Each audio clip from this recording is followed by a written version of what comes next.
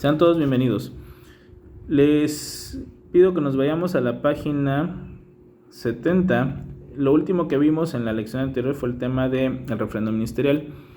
Dijimos que el referéndum ministerial es la firma del secretario de Estado que acompaña, por supuesto, un documento que va a generar el presidente y que pueden ser reglamentos, decretos y acuerdos presidenciales. Dijimos también que es un acto netamente secretarial, que si en algún momento se decide desaparecerlo, pues en esencia y de fondo no cambiaría mucho, ¿no? Ahora, vamos a ver en la página 71, en el 18.5, el secretario de Estado como funcionario administrativo. Aquí ya lo hemos explicado. Dijimos que el secretario de Estado tiene como principal tarea administrar una rama precisamente de la administración pública, dirigido por el presidente, por supuesto, pero su tarea es precisamente administrativa, verificar si estamos hablando de, no sé, vamos a pensar en la Secretaría de Salud, quizá ahorita la más notoria por el tema que estamos viviendo.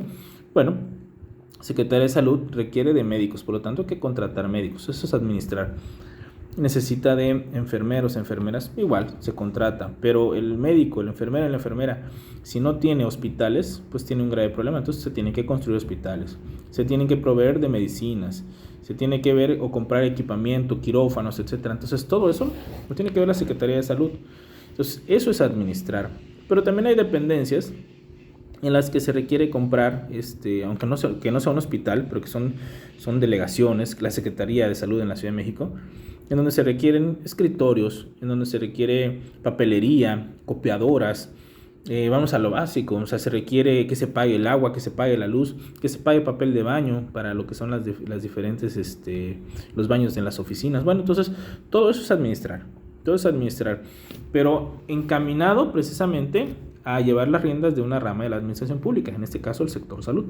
Entonces un secretario de Estado es un funcionario administrativo, más allá de que hablamos también que realiza tareas políticas, ¿no? Eso no lo podemos dejar de lado porque toda persona que trabaja en la administración pública en cargos altos generalmente busca, recuerden que esto dura trienios o sexenios, dependiendo de los cargos en los que estén, generalmente buscan continuar laborando dentro de la administración pública y para eso requieren cargos públicos. Y en muchas ocasiones ahí es donde se vincula tu labor administrativa, es decir, qué tan eficiente fuiste, pero con la parte política. ¿Con quién te acercas? ¿De qué manera adquieres el poder? Porque médicos buenos pueden haber muchos, pero los que tengan los vínculos, los que tengan relación, los que tengan ese liderazgo respecto a la población, ya pueden ser otros tantos, ¿no? Que tal vez ya no son tantos como tantos médicos buenos, pero que tal vez no les interese esa parte de conducir una política pública, ¿no? Ahora, vamos al punto 19, donde dice estructura interna de las secretarías de Estado. Miren, todas las secretarías tienen un organigrama. Es decir, si ustedes llegan a algunas dependencias, aquí vamos a hablar del tema municipal, llegan a una dependencia, entran y en el primer piso, casi siempre en la planta baja, vas a encontrar lo que es el directorio, y ahí te dicen, ¿no? Quiénes están, si es un edificio, qué oficinas de esa dependencia están en la primera planta, en el segundo piso, tercer piso, y generalmente lo van colocando de forma piramidal, de tal suerte que el jefe, el titular de la dependencia está en la planta, en el edificio, en el piso más alto, ¿no? Y te vas a ir encontrando, así como una pirámide, a los funcionarios de menos rango en el primer piso y así sucesivamente. Bueno, una secretaría debe tener también una estructura, debe tener un organigrama. Para que se respete el principio de seguridad jurídica tiene que estar plasmado en algún lugar. Aquí todas las secretarías van a tener un reglamento interno, ¿no?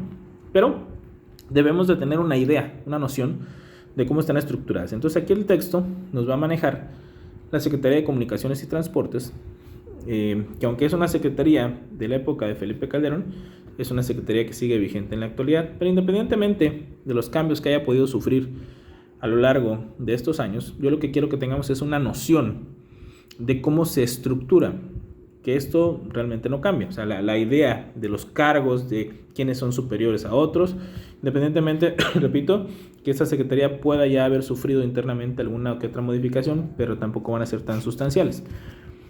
Comienzo leyendo. Bueno, y habla también de régimen de suplencias que veremos después, es decir, quién suple a un funcionario cuando se ausenta, cuando falta, cuando se enferma, ¿no? Comienza con la estructura interna. Únicamente la adecuada ordenación de los órganos de una secretaría hará posible el correcto ejercicio de la relación jerárquica entre los cientos o miles de servidores públicos que en ella trabajan. Tal ordenación ha de posibilitar también la distribución de facultades para el despacho de los diversos y complejos asuntos que sean competencia de esos entes centralizados. Es decir, en una secretaría a nivel federal trabajan miles de trabajadores. Tiene que haber una línea de mando, sí, pero para que la línea de mando funcione, tiene que estar bien delimitada y cada uno de los trabajos o cada una de las áreas debe tener muy claro qué va a hacer y qué no puede hacer, quién es su jefe, quién es su subalterno, para que entonces esto como un reloj pueda funcionar bien, si no sería un desastre, ¿no? Entonces, aquí nos dice que esta ordenación, esta delimitación de jerarquías, va a ayudar precisamente para que funcione bien una secretaría, una dependencia y a partir de ahí la administración pública sea la óptima. La Ley Orgánica de la Administración Pública Federal establece que cada secretaría cuente con subsecretarios, oficial mayor, directores, subdirectores, jefes y subjefes de departamento, oficina, sección y mesa y demás funcionarios previstos en el reglamento interior y otras disposiciones legales, los cuales actúan con la calidad de auxiliares de su titular. Es conveniente indicar que hay directores generales y, como subalternos de estos, directores generales adjuntos y directores de área. Bueno, aquí en este párrafo escuchamos ya varios cargos, ¿no? Secretarios, subsecretarios, oficiales mayores, directores generales adjuntos, y nos podemos empezar a confundir. En la página 72 viene ya en una forma un poquito más clara, estructurada, tomando como ejemplo la Secretaría de Comunicaciones y Transportes, quienes tienen mayor jerarquía que otros. Pero al final de cuentas, aquí vienen los cargos que están permitidos para la administración pública, es decir, los nombres de los cargos. Por supuesto, es lógico pensar que hay cargos como el de secretarios y subsecretarios que ganarán mucho más dinero que un director general o un director general adjunto, ¿no? Eso es por un tema de lo que hemos escuchado, de cómo se manejan los cargos. Pero lo que me interesa es que veamos la estructura para que tengamos una referencia, insisto, de lo que es la Secretaría de Comunicaciones y Transportes. Entonces, la página 72 dice: estos servidores públicos, como ya se dijo, están al frente de oficinas ordenadas de manera piramidal, en cuya cúspide se halla el secretario de Estado. Su número varía según el volumen de asuntos a cargo de cada dependencia. También habrá otros funcionarios como el Contralor Interno o cargos específicos, Procurador Fiscal y Tesorero de la Federación en la Secretaría de Hacienda y Crédito Público. En todos los supuestos estarán contemplados en el presupuesto de egresos correspondiente. ¿A qué se refiere esto? Todos los cargos que van a estar dentro de una dependencia están ocupados, por supuesto, por un ser humano que va a brindar ahí sus conocimientos. Por lo tanto, tiene que recibir una remuneración, o sea, un sueldo. Entonces, estos cargos con los sueldos tienen que estar contemplados, de todas las secretarías, tienen que estar contemplados precisamente en lo que va a ser el presupuesto de egresos, es decir, en lo que va a gastar o lo que va a invertir, como lo queramos llamar. En este caso, invertir en el material humano que se requiere en una secretaría para que la política pública de salud, de educación, de energía pueda ser la idónea para el país. Entonces, todos los sueldos tienen que estar contemplados. Y si hiciéramos una revisión real de cuánto se paga en sueldos, nos daríamos cuenta que se paga muchísimo. Para las secretarías, mucha gente critica eso y dice, bueno, ¿por qué estamos pagando tanto en sueldos y no precisamente en los proyectos, en los programas? Bueno, de entrada, recuerden que en México hay que brindar trabajo y es necesario el factor humano. Entonces el gobierno tiene que ser el principal empleador, el primero, ¿no? Tengo que emplear a gente para que ayude al resto de la población al producir diferentes cosas. Pero también hay una lógica. En una secretaría tampoco puedes caer en el exceso en donde pagues más sueldos o que sea un volumen demasiado grande de estar pagando sueldos y le destines poco dinero a la parte productiva de la secretaría, porque entonces lo único que estás teniendo es, te llenas de burocracia que tal vez está haciendo poco y te conviertes en poco efectivo. ¿Por qué? Porque aunque pagas muchos sueldos, a esas personas les das pocos recursos para que puedan generar algo en beneficio de la sociedad. Entonces se tiene que buscar un equilibrio. Producir lo más que se pueda con el mínimo necesario de empleados. para que todos estos, mínimo necesario, no significa que sean poquitos, mínimo necesario para que puedas realizar las tareas, pero que no estés contratando gente de más que luego esté ociosa o con tareas muy pequeñas y que de todas maneras se esté pagando un sueldo. Recuerden que los sueldos salen de los impuestos de todos los mexicanos, entonces lo que buscan todos los mexicanos es de que todas las personas que trabajan para la administración pública pues tengan un salario digno, pero que también ese salario vaya acorde a lo que realmente están haciendo, ¿no? Entonces es muy importante este equilibrio. Ahora, a título de ejemplo, transcribimos la disposición relativa del reglamento interior de la Secretaría de Comunicaciones y Transportes. Entonces quiero que entendamos que todos los cargos que vamos a encontrar en una secretaría los vamos a encontrar ubicados en su reglamento interno, para que no nos quebremos la cabeza. Repito, todos los cargos establecidos y que recibirán por lo tanto presupuesto para pagar el sueldo de quien lo ocupe está basado en el reglamento interno de cada una de las secretarías. Para el despacho de los asuntos que le competen, la secretaría contará con los siguientes servidores públicos: unidades administrativas, órganos administrativos desconcentrados y centros ST. Bueno, vamos a ubicar Secretaría de Comunicaciones y Transportes. A la cabeza, en la parte más alta, el secretario. En un segundo nivel van a aparecer 3 subsecretarios: el subsecretario de Infraestructura, el subsecretario de Transporte, el subsecretario de Comunicaciones y el oficial mayor que los acompaña. Bueno, ¿cómo entender esto? El secretario es el que lleva la voz de mando. Por supuesto, él recibe instrucciones del presidente de la República, pero si lo colocaron ahí es porque él tiene la idea, tiene la profesión, tiene la claridad de qué es lo que requiere el país en tema de comunicaciones y transportes. Obviamente, si el presidente lo puso ahí, es porque las ideas de generalmente va a ser un ingeniero en comunicaciones, un ingeniero civil, etc. Esta persona que ocupa el cargo coincide con la ideología del presidente, por eso es colocado ahí, es decir, tienen pensamientos afines en lo que requiere el país en materia de infraestructura. Si no, el presidente se buscaría otra persona.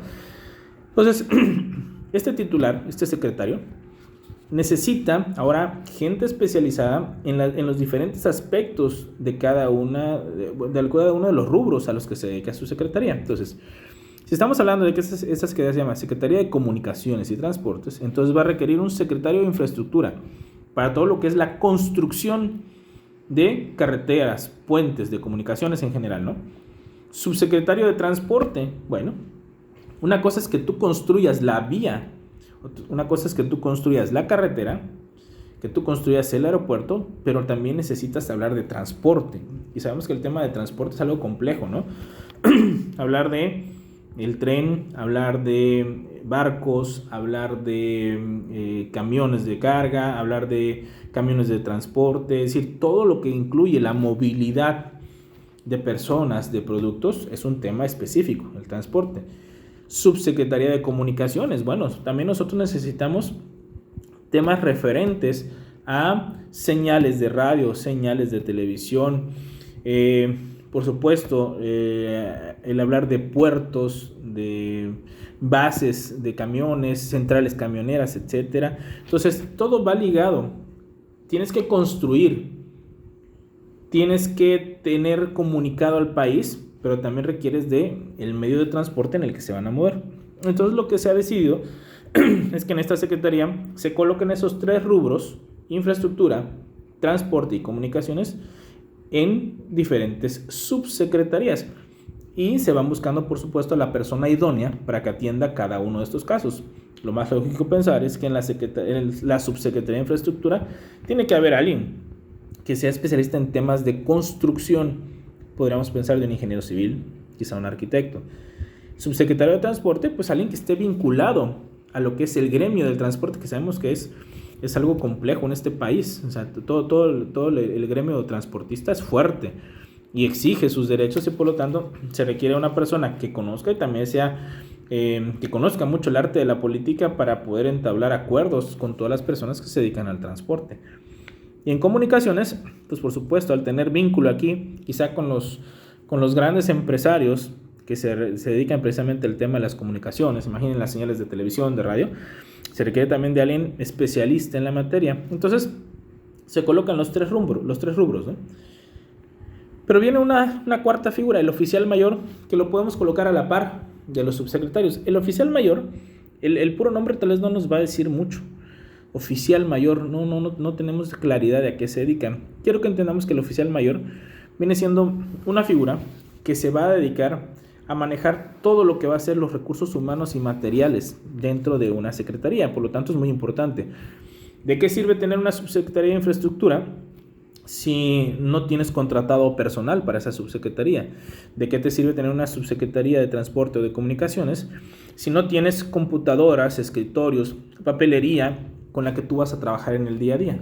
Entonces, el oficial mayor va a ser esa figura tan importante al interior de una secretaría, que va a ser el encargado precisamente de ver la contratación y el manejo de todo el personal de la secretaría. Imagínense, miles de personas bajo el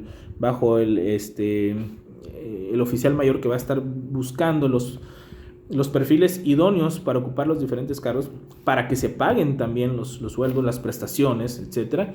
Pero también para que cada una de las áreas, oficinas, delegaciones que conforman precisamente a una secretaría, cuenten con lo básico para desempeñar su labor.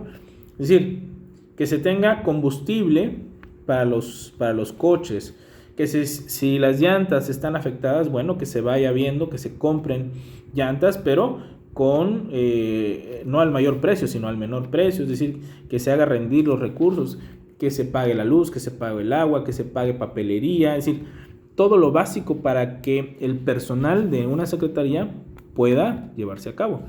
Que el trabajo surta sus efectos, pero pues necesitas las herramientas, necesitas, los insumos para poder trabajar. Entonces, el oficial mayor es una figura muy importante también para una secretaría. Por eso yo les digo, está al mismo rango prácticamente de los subsecretarios, porque aunque aquellos van a estar centrados en el tema del ejercicio, en el desempeño, la ejecución de una política pública, sin el oficial mayor, sin su trabajo, pues no funcionaría, ¿no? Ahora, después viene, en el caso de la secretaría, aquí nos van a hablar de coordinadores, directores generales adjuntos, después de los coordinadores, unidad de asuntos jurídicos. Todas las secretarías manejan asuntos jurídicos, entonces tienen unidades o direcciones jurídicas en donde tiene que haber un abogado que verifique todo lo que se va a firmar por parte de la secretaría respecto a temas que impliquen consecuencias legales, ¿no? Direcciones generales aquí pueden ser distintas en cada secretaría. Aquí hablan de procesos contenciosos, adjunta normativa y adjunta operativa referente a la unidad jurídica. Después van a hablar de direcciones generales. Por ejemplo, la Dirección General de Planeación, todas las dependencias tienen un área de planeación. Aquí le llaman dirección, hay otros que le llaman unidades. En este caso, la dirección tiene la unidad de tecnologías de información y comunicaciones, la Dirección General de Comunicación Social. Es decir, les van a un listado de direcciones generales. Y hay direcciones generales adjuntas que tienen un rango inferior a una dirección general. Y así vamos viendo la estructura precisamente de lo que es la Secretaría de Comunicaciones y Transportes. Yo lo que quiero que identifiquemos en forma de pirámide, lo más básico.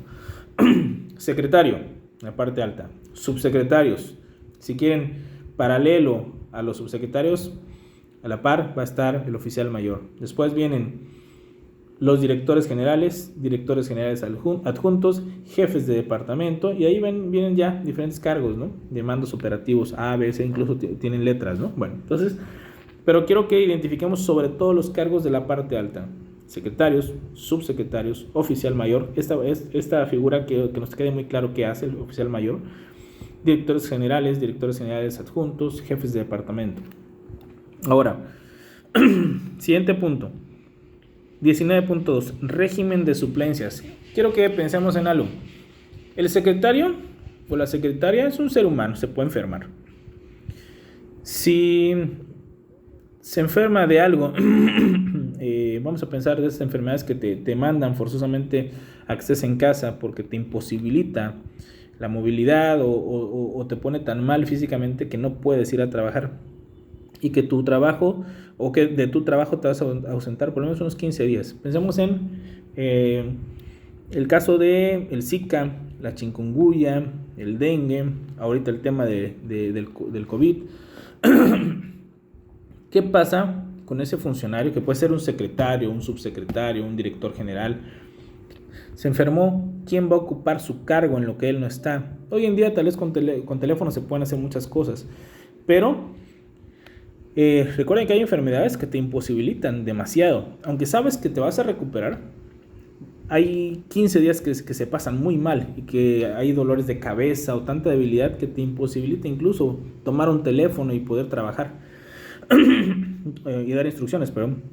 Entonces, tiene que estar establecido, tiene que preverse cómo suplir al funcionario que desempeña un cargo para que la administración pública o el ejercicio de la administración pública no se entorpezca, no se estanque, porque un funcionario se nos enferma. Vámonos a las cuestiones más fuertes, ¿no? ¿Qué pasa si un secretario se enferma? ¿Quién lo va a suplir? Entonces, o en su caso, si un secretario renuncia y el presidente no nombra de forma inmediata a un secretario nuevo, es decir, a una nueva persona para que ocupe el cargo de secretario, ¿quién va a cubrir las funciones del secretario en lo que el presidente nombra a uno nuevo? O sea, todo eso tiene que estar previsto. Recuerden que en la ley debe estar previsto para que se cumpla el principio de legalidad. Entonces, en el caso de la administración pública es bastante simple. Si necesitamos saber quién sería el encargado de suplir al secretario del que estamos hablando, vamos a poner como ejemplo la misma Secretaría de Comunicaciones y Transportes, que es la que va a tomar aquí presidente para el régimen de suplencias el texto. Si llega a faltar, por el tema que sea, el secretario de Comunicaciones y Transportes, ¿quién asume las funciones de secretario en lo que él regresa? Por lógica, podríamos pensar, bueno, si se ausenta, pues tiene que ser el inferior jerárquico inmediato. En este caso, los subsecretarios. Muy bien, pero tenemos 3.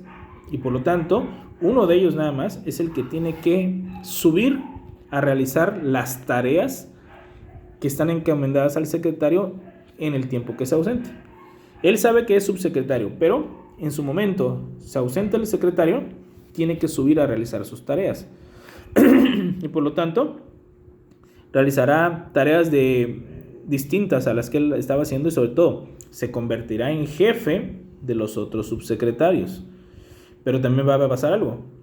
Él, al subir como de subsecretario a secretario, está dejando el espacio vacío de la subsecretaría que a él le corresponde. Entonces, ¿dónde voy a encontrar precisamente a quién le corresponde? Simple, en el reglamento interno de cada secretaría. A lo que habíamos explicado es precisamente que el reglamento interno de cada secretaría es el lugar a donde tenemos que acudir para ver cómo está estructurada la secretaría, cuáles son los cargos que existen, qué funciones tienen cada cargo, pero también quién suple a quién en caso de que se ausente alguno de los funcionarios. En el caso específico de la Secretaría de Comunicaciones y Transportes, falta el secretario, necesitamos suplirlo. Dijimos, bueno, la lógica nos indica que tiene que ser un subsecretario, pero tenemos 3. Si nos preguntáramos, bueno, ¿a quién hay que darle ese cargo? Muchos dirían, bueno, pues al que le tenga más confianza. Pero ahí caeríamos en lo subjetivo. Caeríamos más en el tema de una afinidad, el carisma o el aprecio, y tal vez no en la eficiencia del trabajo. Otros podrían decir, bueno, el que mejor esté trabajando. ¿Cómo medir precisamente esa parte de que el mejor esté trabajando? Entonces, como la ley no puede caer en esa vaguedad, tiene que irse a algo en específico.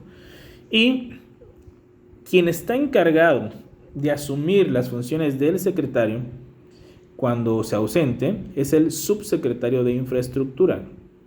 Y aquí, algo que podemos deducir de por qué está así es ya que generalmente la subsecretaría de Infraestructura es la que va a manejar más recursos. Hablando de temas de dinero, generalmente quien se dedica a temas de construcción mueve muchísimos recursos hablando de dinero. Entonces, derivado de eso, podríamos tener esa noción de, bueno, ¿por qué dárselo al subsecretario de Infraestructura? Porque la infraestructura es la base para que después tengas transporte y también tengas comunicaciones. Y va a manejarse una cantidad o un volumen de recursos muy amplio, muy grande precisamente en esta subsecretaría. Entonces, lo que se estipula es que quien va a suplir al secretario de Comunicaciones y Transportes es el subsecretario de Infraestructura. Puede ser que el subsecretario de Infraestructura coincida que en él sea la persona más cercana al secretario, con la mayor afinidad, con el mayor aprecio y sea el más eficiente, sí. Pero también puede ser todo lo contrario, que el subsecretario de Infraestructura es una persona que ya tenga una relación muy desgastada con el secretario, que no tengan ni el menor aprecio entre los dos y que su trabajo tal vez esté dejando mucho que desear últimamente. Sin embargo, en el reglamento interno así está y así se tiene que cumplir. Repito, la ley no deja espacio ahí para la subjetividad. Será el subsecretario de Infraestructura. Ahora, ¿quién va a asumir las funciones del subsecretario de Infraestructura cuando él no esté porque está ocupando las labores o está realizando las tareas del secretario? Bueno, tendrá que venir en la parte inferior. Generalmente van a ir subiendo los directores generales y si falta el director general, el director general adjunto y así, en una cascada invertida, ¿no? Es decir, de abajo hacia arriba se tienen que ir ocupando los cargos bajo esa jerarquía piramidal que sabemos, ¿no? Entonces, de esa forma se cubren precisamente las suplencias en las diferentes secretarías. Repito, tenemos que ir al reglamento interno y del reglamento interno vamos a ver quién es el que lo suple, sin dejar limitantes a la subjetividad. Ahora,